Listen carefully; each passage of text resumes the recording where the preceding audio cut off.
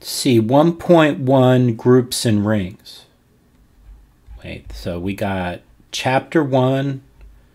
So I messed up my numbering a little bit. Chapter 1, section 1. And this is chapter 1, section 1, subsection 1. Groups and rings. Okay, addition and multiplication modulo n work almost the same as arithmetic over the reals or the integers. In particular, we have the following properties. 1, the addition is closed. So here it says, for all a and b in z mod nz, a plus b is in z mod nz, right? So basically, two elements are in there, then their sum is in there. 2, addition is associative. So for all a, b, and c in z mod nz, parentheses a plus b plus c equals a plus parentheses b plus c. In other words, you add a and b first, and then add it to c, and you'll get the same answer as if you take if you add b and c first, and then add a with that. So a plus b is added first here, then add c. b plus c is added first, then add a, and those will be equal. That's the associative property. 3, 0 is an additive identity. So for all a in z mod nz, a plus 0 equals 0 plus a equals a. 4, the additive inverse always exists. So for all a in z mod nz, a plus n minus a equals n minus a plus a equals 0. Well, for basic numbers, we know that's true. A minus a will give n, and n is congruent to 0 in z mod nz. So that's how you get the additive inverse is always whatever number you have, you take the whatever its mod and subtract that number to get the inverse. All right, number 5, addition is commutative. So for all a and b in z mod nz, a plus b equals b plus a. 6, multiplication is closed. For all a and b in z mod nz, a times b is also in z mod nz. 7, multiplication is associative. For all a, b, and c in z mod nz, if you multiply a and b first and then multiply c, that's the same thing as multiplying b and c first and then doing a times that. So in other words, parentheses a times b times c is a times parentheses b times c. That's the associative property. Number 8, 1 is a multiplicative identity. So for all little a in z mod nz, a times 1 equals 1 times a equals a. 9, multiplication and addition satisfy the distributive law. So for all a, b, and c in z mod nz, a plus b times c equals a times c plus b times c. So the distributive law actually connects addition and multiplication, right? Notice up here it was either addition or it was multiplication. Down here we're mixing the two operations. So a plus b times c is equal to a times c plus b times c. That's the distributive property, the distributive law. Number 10, multiplication is commutative.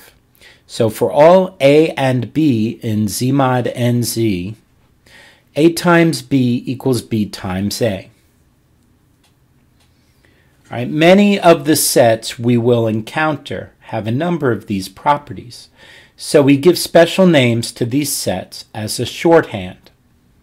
Definition 1.1, groups. A group is a set with an operation which is closed, has an identity, is associative, and every element has an inverse. So by the way, notice here they're really talking about one operation, say addition. And so addition is closed. You can add 0 to a number. Addition is associative, and every element has an inverse. So when you add them together, you'll get the 0, the identity, right? If it's addition with the integers. All right, so groups is closed, has an identity, is associative, and every element has an inverse. A group which is commutative is often called abelian.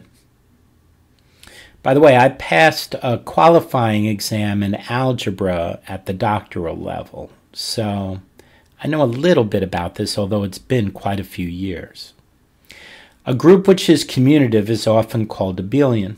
Almost all groups that one meets in cryptography are abelian, since the commutative property is what makes them cryptographically interesting. Hence, any set with properties 1, 2, 3, and 4 above is called a group, whilst a set with properties 1, 2, 3, 4, and 5 is called an abelian group. So, closed, associative, identity, and inverse is a group. And then when you include the fact that it's commutative, it's an abelian group. Standard examples of groups which one meets all the time at high school are the integer, real or complex numbers under addition. Here the identity is 0 and the inverse of x is minus x, since x plus minus x equals 0. The non-zero rational, real or complex numbers under multiplication. Here the identity is 1 and the inverse of x is x to the minus 1, since x times x to the minus 1 equals 1, right? X times 1 over x equals 1. All right. A group is called multiplicative if we tend to write its group operation in the same way as one does for multiplication, i.e., f equals g times h, and g to the fifth means g times g times g times g times g. We use the notation parentheses g comma dot close parentheses. In this case, if there is some ambiguity as to which operation on g we are considering.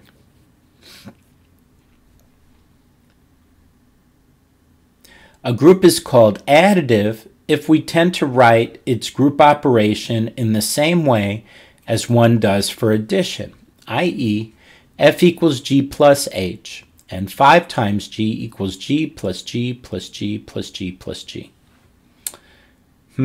So, he's not talking about that here, but if you look at matrices, those are not abelian.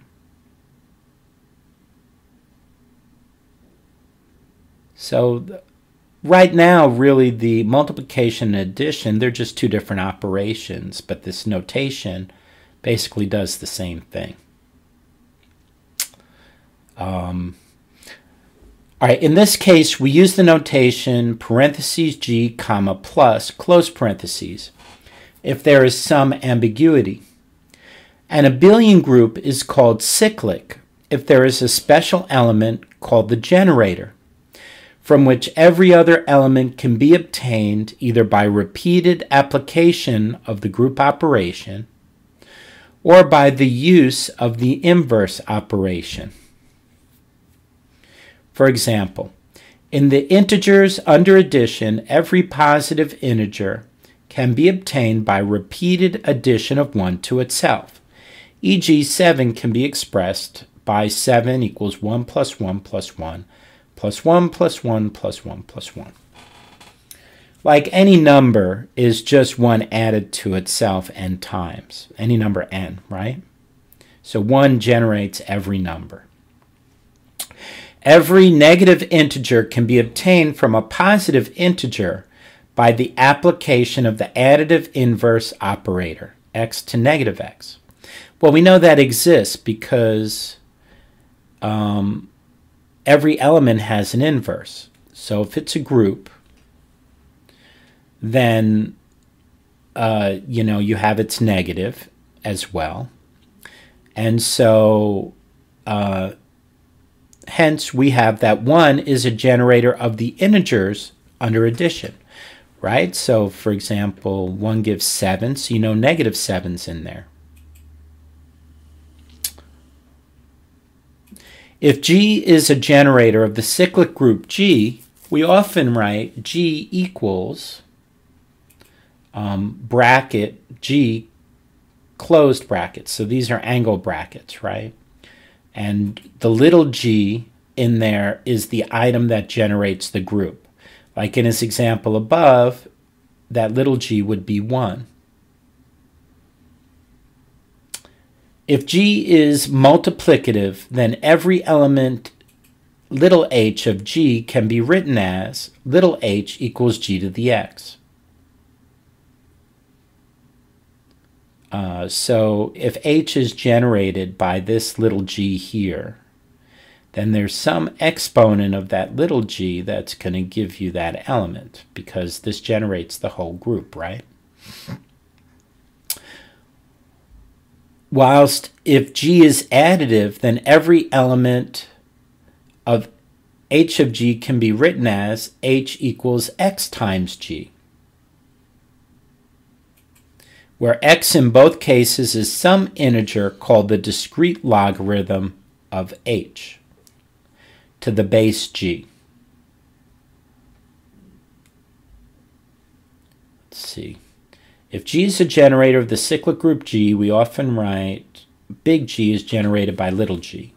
If big G is multiplicative, that's the group, then every element little h of the group big G can be written as little h equals little g to the x. Whilst if big G is additive, then every element little h of that group G can be written as little h equals little x times little g, where x in both cases is some integer called the discrete logarithm. X in both cases some integer called the discrete logarithm of h to the base G. G was the generator of the group. X is the discrete logarithm of h to that base G. As well as groups, we also define the concept of a ring. Definition 1.2, rings. A ring is a set with two operations, usually denoted by plus and multiplication, for addition and multiplication, which satisfies properties 1 to 9 above. We can denote a ring and its two operations by the triple R, that's the set, dot, that's multiplication, plus. So R dot plus. If it also happens that multiplication is commutative, we say that the ring is commutative.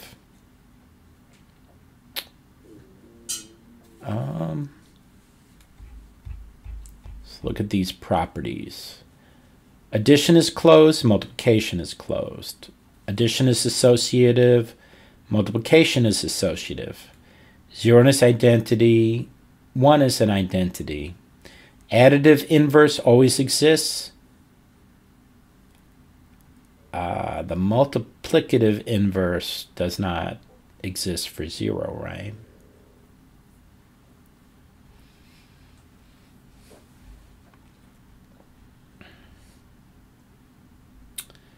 Properties 1 to 9. So it skipped the commutative, and it has the distributive property.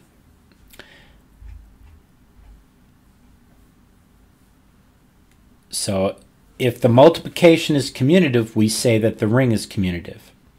This may seem complicated, but it sums up the type of sets one deals with all the time.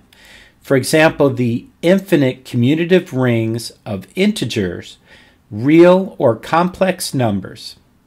In fact, in cryptography, things are even easier since we only need to consider finite rings, like the commutative ring of integers modulo n, z mod nz.